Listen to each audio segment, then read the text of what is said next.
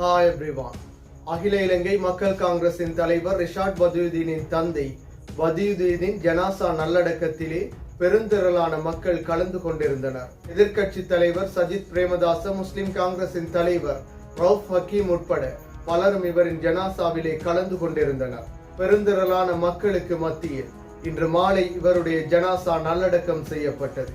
இது தொடர்பாக பார்ப்பதற்கு முன்னர் தனியுரிமை யூடியூப் சேனலை சப்ஸ்கிரைப் செய்யாதவர்கள் சப்ஸ்கிரைப் செய்து உங்கள் ஆதரவை வழங்குங்கள்.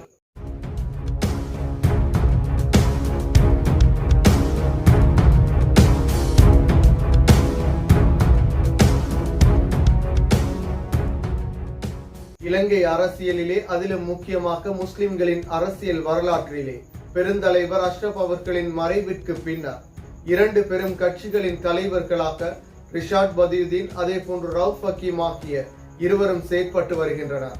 அகில இலங்கை மக்கள் காங்கிரஸ், முஸ்லிம் காங்கிரஸ் ஆகிய இரண்டு கட்சிகளின் தலைவர்களாகவும் இவர்கள் இருவரும் செயற்பட்டு வருகின்றனர். அதிலும் அகில இலங்கை மக்கள் காங்கிரஸ் சார்பாக பல சேவைகளும் செயற்பாடுகளும் தொடர்ச்சியாக நடைபெறுகின்றது. அவ்வாறானதொரு கட்சியை உருவாக்கி அந்த கட்சியை இன்று வரைக்கும் வளர்ச்சி பாதையில் இட்டுச் செல்பவராகவும் அதே போன்று மக்களுக்கான சேவைகளை தொடர்ச்சியாக வழங்கக்கூடிய ஒருவராகவும் ரிஷாட் பதியுதீன் காணப்படுகின்றார். இந்த ரிஷாட் பதியுதீனை உருவாக்கி இவ்வாறான மக்கள் சேவனாக மாற்றிய ரிஷாட் பதியுதீன்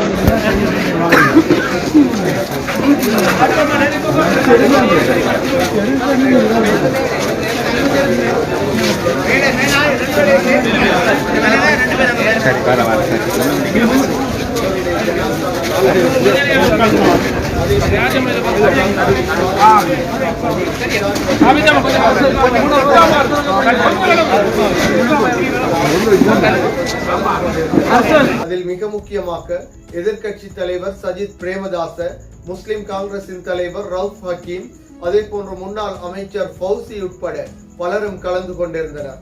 முன்னாள் இந்நாள் பாராளுமன்ற உறுப்பினர்கள் பலரும் ரிஷாட் பதியுதீனின் தந்தையின் ஜனாசா நல்லடக்கத்திலும் கலந்து கொண்டிருந்தனர். இவ்வாறான நிலையில் மிக பெரும் மக்கள் வெள்ளத்திற்கு மத்தியிலே இவருடைய ஜனாசா நல்லடக்கம் இன்று நடைபெற்றிருந்தது.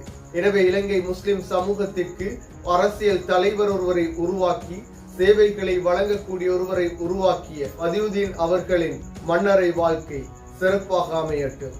மீண்டும் ஒரு வீடியோ பதிவில் சந்திக்கும் வரை தனியுரிமை யூடியூப் சேனலை சப்ஸ்கிரைப் செய்யாதவர்கள் சப்ஸ்கிரைப் செய்து உங்கள் ஆதரவை வழங்குங்கள்.